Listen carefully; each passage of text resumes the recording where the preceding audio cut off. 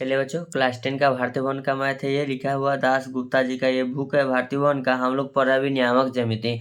नियामक ज्यामिति का प्रश्नावली 1B क्या चलते हैं। क्वेश्चन नंबर कितना तक हल किए देख लेते हैं। देखिए, क्लास 10 का भारतीय भवन का मैथ है, हाई स्कूल प्राथमिक गणित।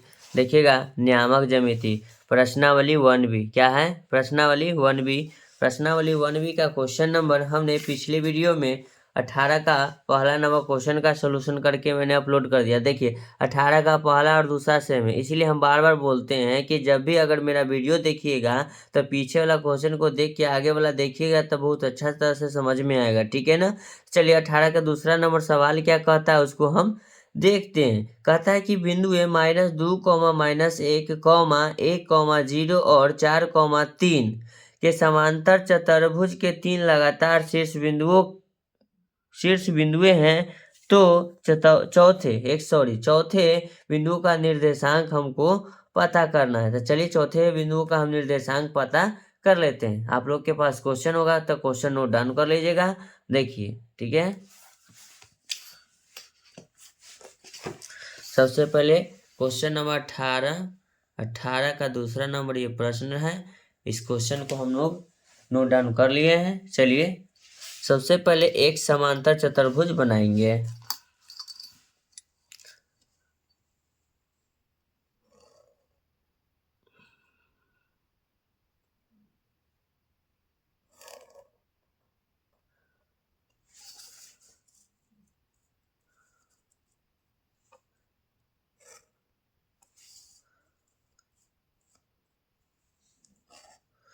चलिए, ये समांतर चतुर्भुज है, इसका नाम हम देते हैं A, B, C और D, ठीक है।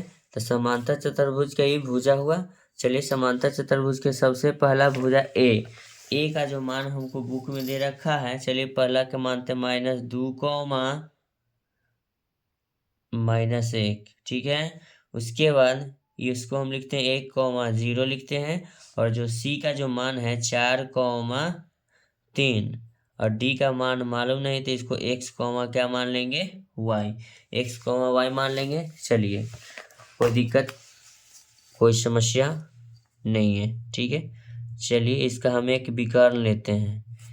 विकर्ण इसलिए लेते हैं क्योंकि ये दोनों का जो बीच का दूरी होगा, मध्य बिंदु से मेरा ये दूरी निकल जाएगा आसानी से। देखिए, मध्य बिंदु इससे निकालेंगे, इसका और इसका मान दे रखा है तो इससे निकाल लेंगे। और जब इसमें जाएंगे सेम प्रोसेस रहता है। 18 का पहला और 18 का दूसरा में कोई फर्क नहीं, उसमें एक मान दिया, इसमें एक, दोनों का मान नहीं दिया। चलिए, इसका जो है बीच का बिंदु हम ई मान लिए। क्या मान लिए? ई मान लिए हैं, ठीक है। चलिए, अब उसके बाद लिखेंगे माना कि, ध्यान दीजिएगा, माना कि ए बी और डी, क्या लिखेंगे, और डी समानांतर चतुर्भुज हैं। समांतर चतुर्भुज के शीर्ष हैं। ABCD समांतर चतुर्भुज के क्या है? शीर्ष है। तो लिखेंगे फिर से नीचे समांतर चतुर्भुज के विकर्ण, समांतर चतुर्भुज के विकर्ण एक दूसरे को समद्विभाजित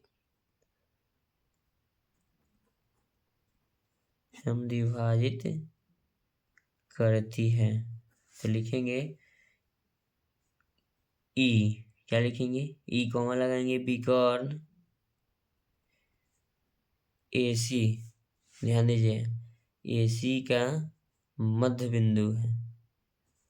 AC का क्या है? मध्य बिंदु है। तो लिखेंगे ई का निर्देशांक, तो ई का जो मेरा निर्देशांक होगा बाबू, चलिए, x1 + x2 / 2, y1 + y2 / 2 लिखेंगे, ठीक है। चलिए, इसको मानते हैं x1, इसको मान लेते हैं x1, y1, इसको मानते हैं x2, इसको मानेंगे y2। तो सबसे पहले लिखेंगे x1 मेरा -2 है, प्लस x2 मेरा 4 है, बटे में लिखेंगे 2। फिर लिखेंगे y1 माइनस 1 है प्लस y2 बराबर कितना है 3, बटे में क्या लिखेंगे 2। चलिए इसको हम हल करते हैं। इसको लिखेंगे -4 -2 + 4 बराबर हो जाएगा ये 2/2। फिर देखिएगा -1 + 3, प्लस की संख्या यहाँ भी ज़्यादा है तो 2 बटा क्या होगा 2। अगर दोनों को काटेंगे तो क्या हो जाएगा 1, 1 कॉमा क्या आ गया 1। तो x का मान हो गया e के लिए कितना हुआ e का जो निर्देशांक है ना, तो e बराबर x, e हो जाएगा y। इससे अब मेरा क्या निकालेगा bd। चलिए सबसे पहले लिखते हैं e विकर्ण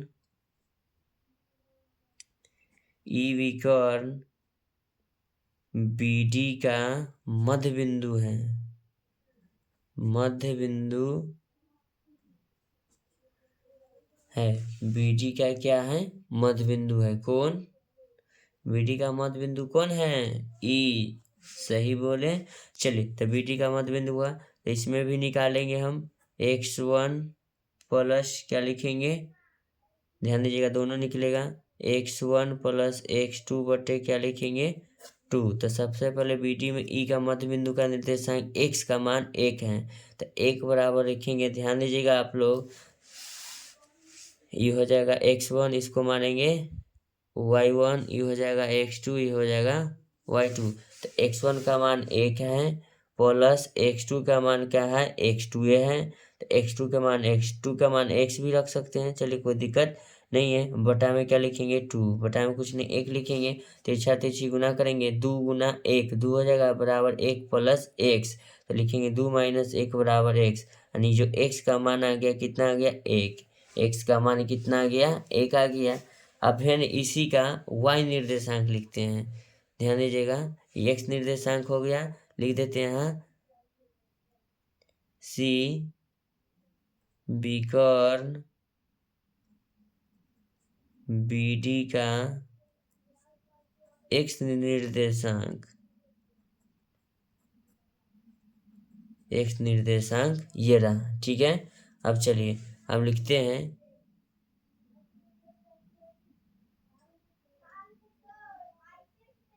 E विकर्ण BD का y निर्देशांक बराबर सूत्र होता है y1 प्लस y2 बटे 2 लिखेंगे। ध्यान दीजिएगा x निर्देशांक बराबर 1 है, y निर्देशांक बराबर भी 1 आया है। चलिए तो लिखेंगे 1 बराबर y1, तो y1 का मान मेरा 0 है प्लस क्या लिखेंगे y2 का मान क्या है y है, बटे में लिखेंगे 2 गुना क्या लिखेंगे 1, कितना होगा 2 बराबर लिखेंगे 0 प्लस क्या लिखेंगे y। तो 0 की इधर लाइए उधर लाइए कोई फर्क नहीं पड़ेगा, तो y के मान कितना हो गया 2 हो गया। चलिए तब यहाँ लिख देते हैं बिंदु, ध्यान दीजिएगा बिंदु D के निर्देशांक कितना है x, y।